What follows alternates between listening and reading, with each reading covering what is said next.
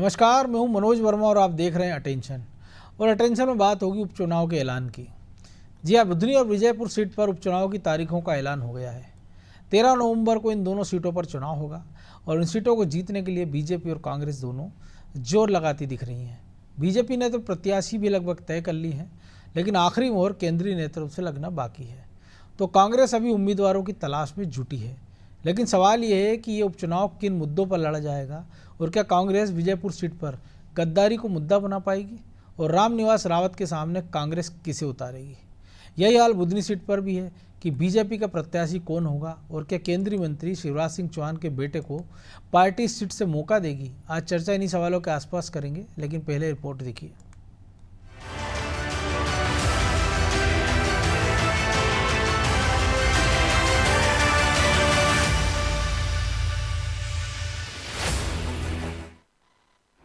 बज गया उपचुनाव का बिगुल। बीजेपी और कांग्रेस की तैयारी फुल। बुधनी और विजयपुर सीट पर उपचुनाव का ढोल बज गया है। दिवाली के बाद यानी 13 नवंबर को इन दोनों सीटों पर वोटिंग होगी और 23 नवंबर को नतीजे आएंगे। अब उपचुनाव के ऐलान के बाद प्रदेश में फिर चुनावी माहौल गर्माता दिखेगा। जाहिर है कि एक रोज पहले ही बीजेपी ने इन दोनों सीटों पर प्रत्याशियों को लेकर मंथन किया था। विजयपुर से मंत्री रामनिवास रावत का नाम फाइनल है, तो बुधनी से केंद्रीय मंत्री शिवराज सिंह चौहान के बेटे कार्तिकेय चौहान को प्रबल दावेदार माना जा रहा है। हालांकि पार्टी ने बुधनी सीट के लिए 5 नामों का पैनल केंद्रीय नेतृत्व को भेजा है और अब जल्द ही उम्मीदवारों का ऐलान बीजेपी कर सकती है। इधर बीजेपी दावा कर रही है कि दोनों ही सीट पर उसकी जीत होगी। हम तैयार है पूरी तरह से उपचुनाव के लिए। भारतीय जनता पार्टी पूरी तरह से तैयार है। बीते हुए कल में हमने भारतीय जनता पार्टी मध्य प्रदेश की चुनाव प्रबंधन समिति की बैठक संपन्न की। चुनाव से संबंधित जो प्रबंध होना रहते हैं, जो तैयारियां होना होती है, वो हमारे वरिष्ठ नेतृत्व ने माननीय वीडी शर्मा जी की अध्यक्षता में वो कार्य संपन्न किया। माननीय मुख्यमंत्री जी की उपस्थिति में हमने इस चुनाव को किस प्रकार से लड़ना, उसकी पूरी रणनीति बनाने का काम कर लिया और जो संभावित उम्मीदवार है, जिन जिनके आवेदन आए हैं, उन सब लोगों की स्क्रूटनी करके और अनुरोध भेज दिया है केंद्रीय चुनाव समिति को। केंद्रीय चुनाव समिति भी 1-2 दिन के अंदर जब भी उनकी बैठक होगी, वहां से बैठक के बाद में उम्मीदवार तय करके भेजने वाली है। इधर उपचुनाव की तारीखों का ऐलान होते ही कांग्रेस खेमे में हलचल तेज हो चली है। कांग्रेस की चुनाव समिति पहले से ही इन दोनों इलाकों में डेरा डाले हुए है। अरुण यादव से लेकर तमाम बड़े नेता इन सीट पर जिताऊ और टिकाऊ उम्मीदवार की तलाश कर रहे हैं। बुधनी सीट कांग्रेस के लिए हमेशा से चुनौती भरी रही, लेकिन विजयपुर सीट पर कांग्रेस को उम्मीद है कि वो फिर से यहां जीत का परचम लहराएगी। हम तो तीनों उपचुनाव की तैयारी संगठन लेवल पर हमारी जीतू पटवारी जी के निर्देश पर चल रही है। स्वयं आज जीतू पटवारी जी तीसरी बार विजयपुर के 2 दिवसीय दौरे पर हैं। दोनों विधानसभाओं में कमेटी भी बना दी गई है और बूथ स्तर के कार्यकर्ताओं से जीतू पटवारी जी 2 दिन मुलाकात कर रहे हैं। निसंदेह हम विजयपुर को जीत में बदलने का कार्य करेंगे। बुधनी और विजयपुर सीट पर उपचुनाव की तस्वीर साफ हो गई है, लेकिन मामला बीना सीट पर अटक गया है। निर्मला सप्रे ने भले ही बीजेपी ज्वाइन कर ली हो, लेकिन अभी तक उन्होंने इस्तीफा नहीं दिया, यानी उनके इस्तीफे के बाद एक और उपचुनाव प्रदेश में होगा। कुल मिलाकर कहें तो पिछले 1.5 साल से प्रदेश में चुनावी माहौल ही बना हुआ है। खैर, अब बुधनी और विजयपुर की जंग को कौन फतेह करेगा, किसके सिर जीत का सेहरा बंधेगा, ये देखना दिलचस्प होगा। ब्यूरो रिपोर्ट, अनादि टीवी।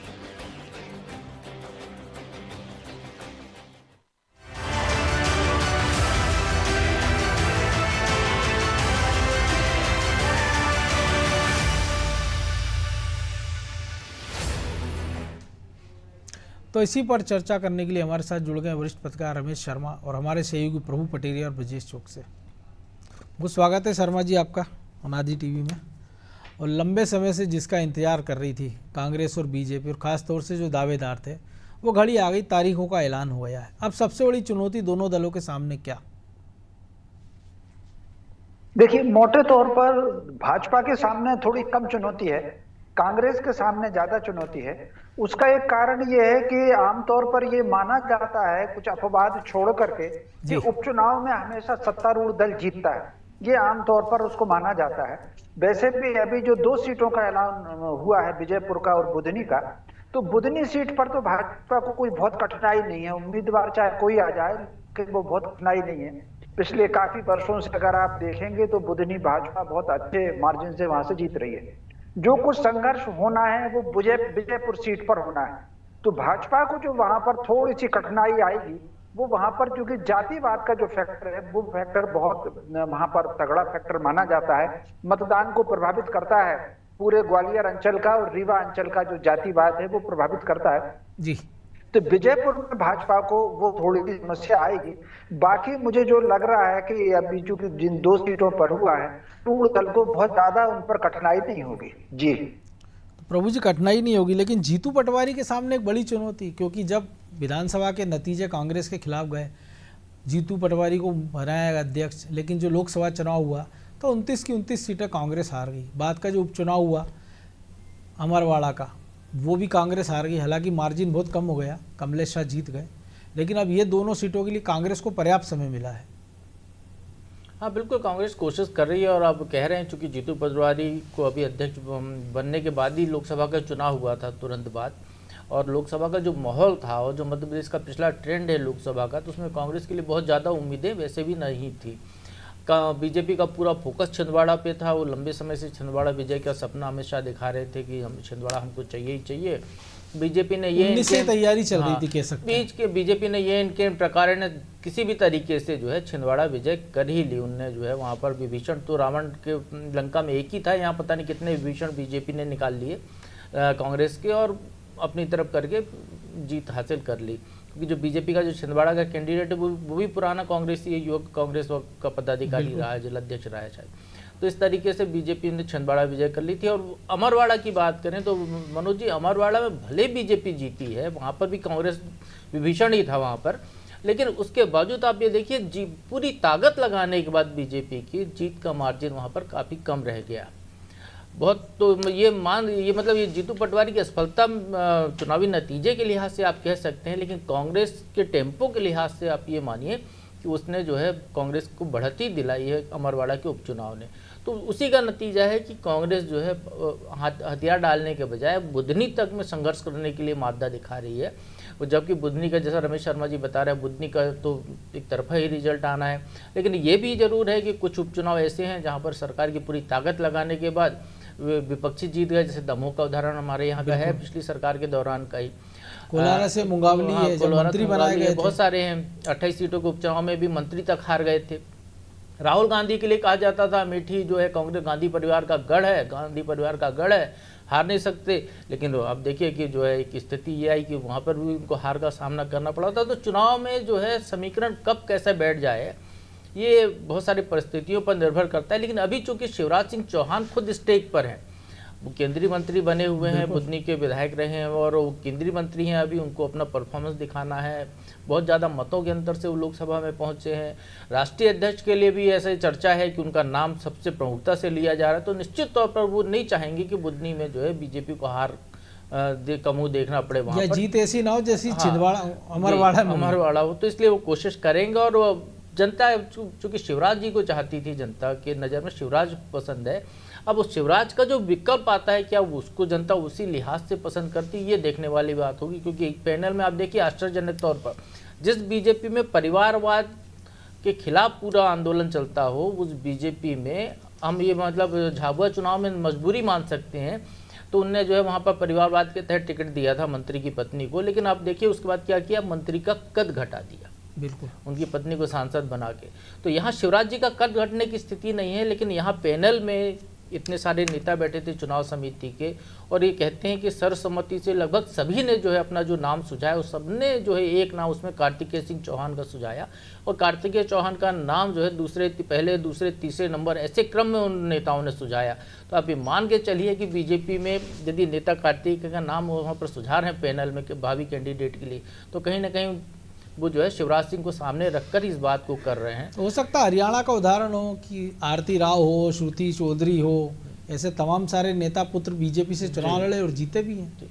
लेकिन यहाँ तो दूसरा समीकरण ही दूसरे हैं ना मनोज जी, कि जो तमाम नेता जो चुनाव समिति में हैं, इनमें से ज़्यादातर जब शिवराज सिंह चौहान मुख्यमंत्री थे तो ये जो है उनको हटाने की मुहिम में कहीं ना कहीं अंदर खाने से लगे हुए नेता माने जाते थे। बिल्कुल, कि वो चाहते थे कि बहुत लंबा समय हो गया, अब तो दूसरों को अवसर मिलना चाहिए, हमने क्या किया, हम भी तो लगातार उतना ही संघर्ष। लेकिन प्रभु जी उसमें भी तो कुछ नेता ऐसे हैं ना जो अपने पुत्रों के लिए राह तलाश रहे हैं, तो हो सकता है कि वो इस माध्यम से बिल्कुल आगे का रास्ता निकल सकता है। लेकिन यहाँ पर मतलब एक आश्चर्यजनक बात यह है कि जितने पैनल बना है उसमें तमाम शिवराज के करीबी हैं, लेकिन उनके बेटे का भी नाम है, जबकि बीजेपी में ये पत्थर जैसी लकीर है कि परिवारवाद में वो टिकट नहीं देंगे। वो हर चुनाव में इस बात को लेकर जाते हैं। तो जो व्यक्ति राष्ट्रीय अध्यक्ष पद का दावेदार माना जा रहा हो, उसके बेटे को यदि टिकट देने की बात पार्टी पैनल में सिफारिश कर रही है यहाँ से, तो फिर आप ये मान के चलिए कि बुधनी के चुनाव को लेकर बीजेपी क्या स्थिति पर तो ये भी हो सकता है ना प्रभु जी, इसलिए वो कर रहे हो, उनको पता अगर कल को राष्ट्रीय अध्यक्ष बन गए तो उनके टिकट भी वहीं से फाइनल होंगे, तो कम से कम मुंह दिखाने के लिए हो जाएगा कि भाई साहब हमने तो आपके बेटे का नाम बढ़ाया था।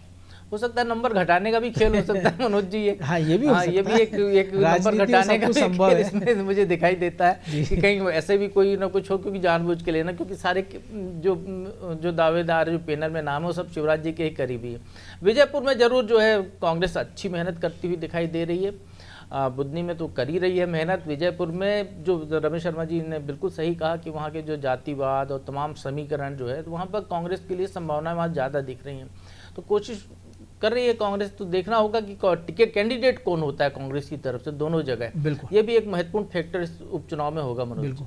लेकिन ब्रजेश जी, एक और हल्ला जो कांग्रेस हमने देखा 2020 के उपचुनाव से ही कि गद्दार बहारी तमाम तरीके के अलंकरण वो देते रहे अपनी साथियों को जो छोड़ गए हैं, और यही मुद्दा बनाने का प्रयास विजयपुर में भी है। ये क्या वहाँ पर स्टेबल हो पाएगा? क्योंकि बाकी चुनाव आजमा के आप उस पर आगे बढ़ नहीं पाए, उसका नतीजे ज़्यादा अच्छे निकले नहीं, और बीजेपी को जो आशंकाएँ थी वो सारे वो दूर करते जा रहे हैं। आप देखिए 2-2, 3-3 बड़े कार्यक्रम वहाँ बीजेपी ने कर लिए हैं। तेंदुपत्ता संग्रह वहाँ ज़्यादा होते नहीं, इसके बाद भी एक बड़ा आयोजन हो गया। पिछले दिनों मुख्यमंत्री दोबारा गए वीरपुर में, एक बड़ा कार्यक्रम वहाँ कर लिया। सीताराम आदिवासी को साधने का प्रयास किया है। ले देकर बच्चे बाबूलाल मेवरा, हो सकता है उनका भी कुछ भला इस दौरान हो जाए।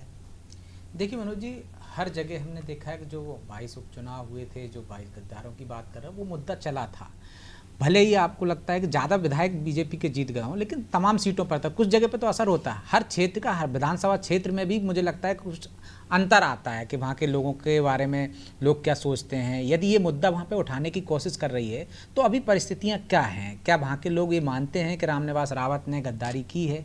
ये लोगों के ऊपर है, और कांग्रेस का काम है कि उसको भड़काना नहीं, है। लेकिन उसी चुनाव में आप देखते हैं ना, सतीश सिकरवार को आप लड़ा लेते हैं, आप नीतू सिकरवार को लड़ा लेते हैं, तो जब दूसरे का आप ला रहे हैं तो वो ठीक है, और अपने जो गए उनको गद्दार कहते हैं। मनोज जी, आपने जो भी एक बात कही थी बाबूलाल मेवरा की, तो मैं आपको बता दूं कि अब तो मेवरा का कोई उद्धार नहीं हो सकता है फिलहाल, अभी नतीजे। हाँ, अभी तो 23 नवंबर तक तो नहीं होगा, लेकिन हो सकता है कोई आश्वासन। अभी तो सिर्फ आश्वासन ही मिल सकता है। नहीं हो सकता आश्वासन की भैंस उनकी कब तक बंधी रहती है, कितना दूध देती है, ये देखने वाली बात हो। उनकी दिवाली हो सकता है नवंबर में बने, और पार्टी को लग रहा होता कि वो इतने ज़्यादा नुकसानदायक हो सकते हैं, तो मुझे लगता है उनका भी ऐसे उस समय ही हो जाता है कि उनको भी कोई निगम मंडल में नियुक्ति हो जाती। लेकिन जो बात हम कर रहे थे विजयपुर में मनोज जी, देखिए विजयपुर हो या बुधनी, कांग्रेस की एक अच्छी चीज़ जो नज़र आ रही है कि वो हथियार नहीं डाल रही है। कि भले ही उपचुनाव हो, वो कहती है कि साम दाम दंड भेद से अमरवाड़ा जीत गए। तो जो प्रभु जी ने कहा था, अमरवाड़ा में जीत भले ही गई वो बीजेपी, लेकिन कांग्रेस का जोश कम नहीं कर पाई है। वो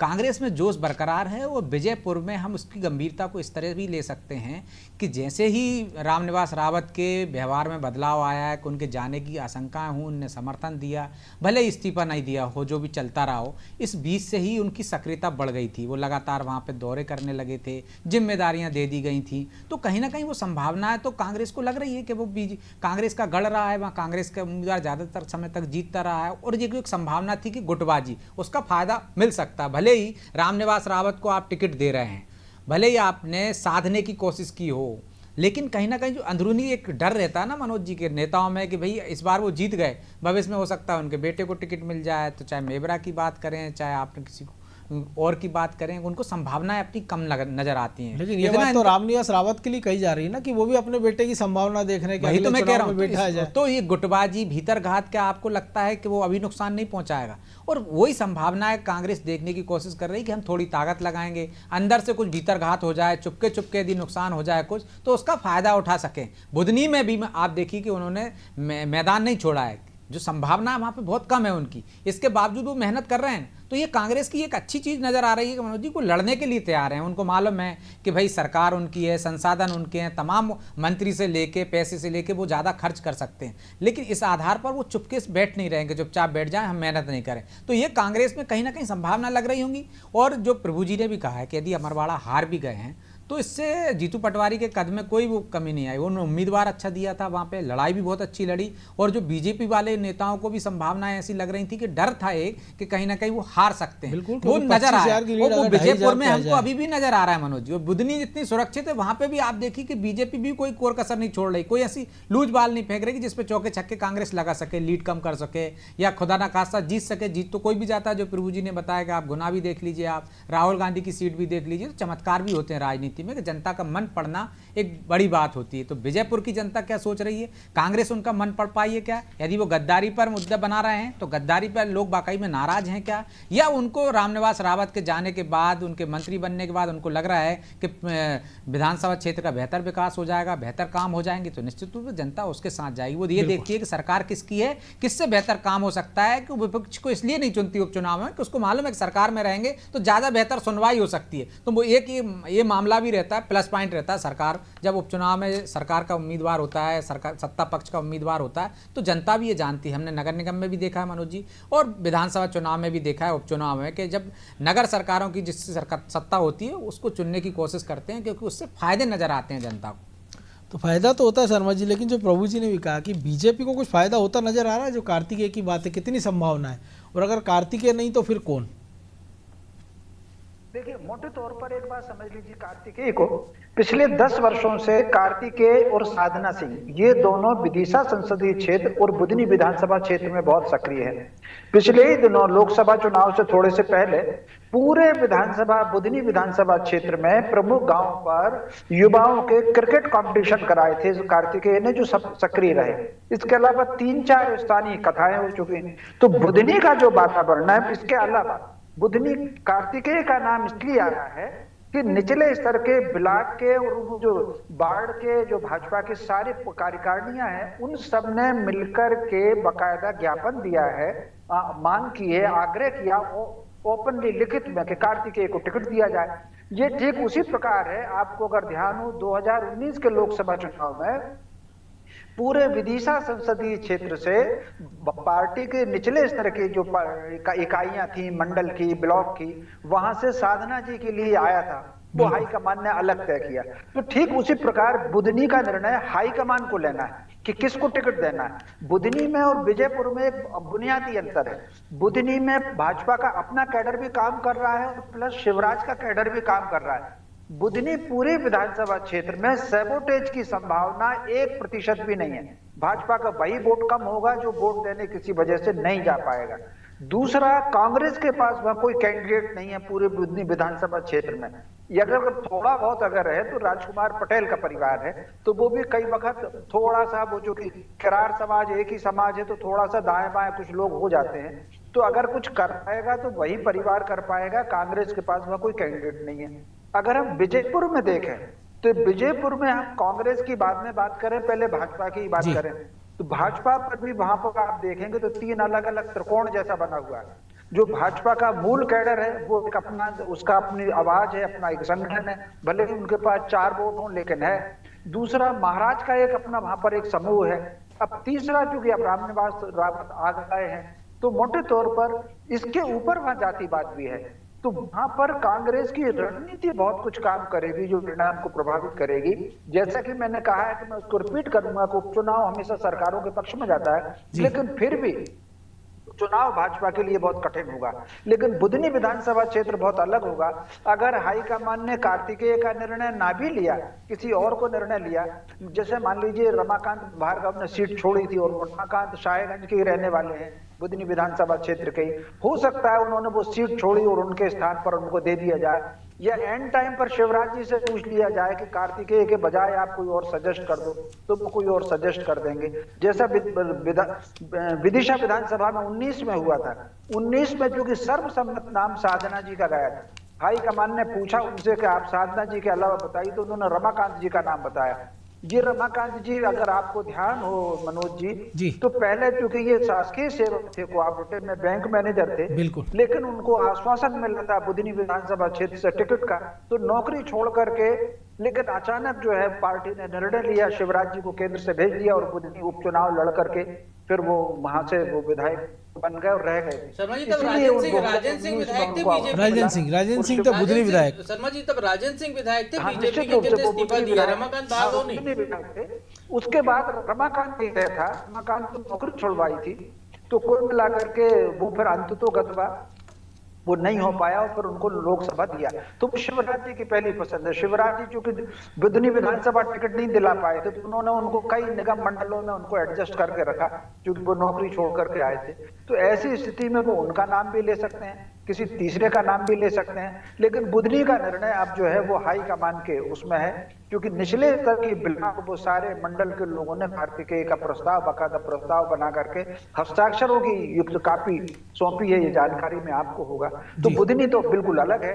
बुधनी का निर्णय तो अगर बदला गया तो वो भगवान जी बदल सकते हैं, इंसान में वहां ताकत नहीं है। विजयपुर में जो है वो संघर्ष बहुत कांटे का होगा और दिलचस्प होगा।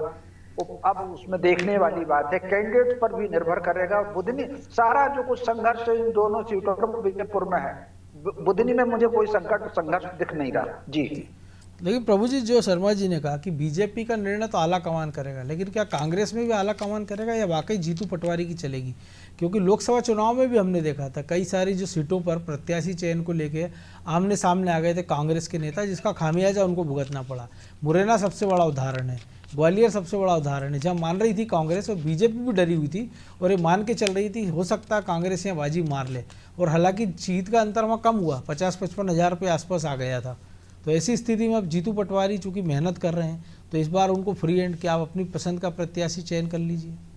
देखिए, रायशुमारी जीतू पटवारी करा रहे हैं मनोज जी। उन क्षेत्रों में रायशुमारी होकर जो नाम निकलेंगे वो नाम दिल्ली जाएंगे, और चूंकि केंद्रीय चुनाव समिति इस बारे में फैसला करती है अंतिम तौर पर टिकट का, तो स्वाभाविक तौर पर वहाँ से होगा। और एक कांग्रेस की जो अपनी परंपरा, जो बीजेपी में भी अमित शाह और नरेंद्र मोदी ने अपना ली है, वो थर्ड पार्टी सर्वे कराते हैं बाहर की एजेंसियों से, उस सर्वे के आधार पर वो जो है कैंडिडेट कई बार वो देते हैं, तो शायद वो सर्वे भी वहाँ पर हो रहा होगा। तो मुझे लगता है ये दोनों चीज़ों के तालमेल देख कर ही जो है वहाँ पर कैंडिडेट कांग्रेस का आएगा, क्योंकि जो रायशुमारी में जो नाम आएगा, मान के चलिए सर्वे में भी लगभग वो नाम आते ही आते हैं, बहुत ही अपवादी होता है कहीं पर कोई हो, नहीं तो जो है जो सक्रिय होगा वही सर्वे एजेंसी को भी दिखता है, वही पार्टी के नेताओं को भी दिखता है।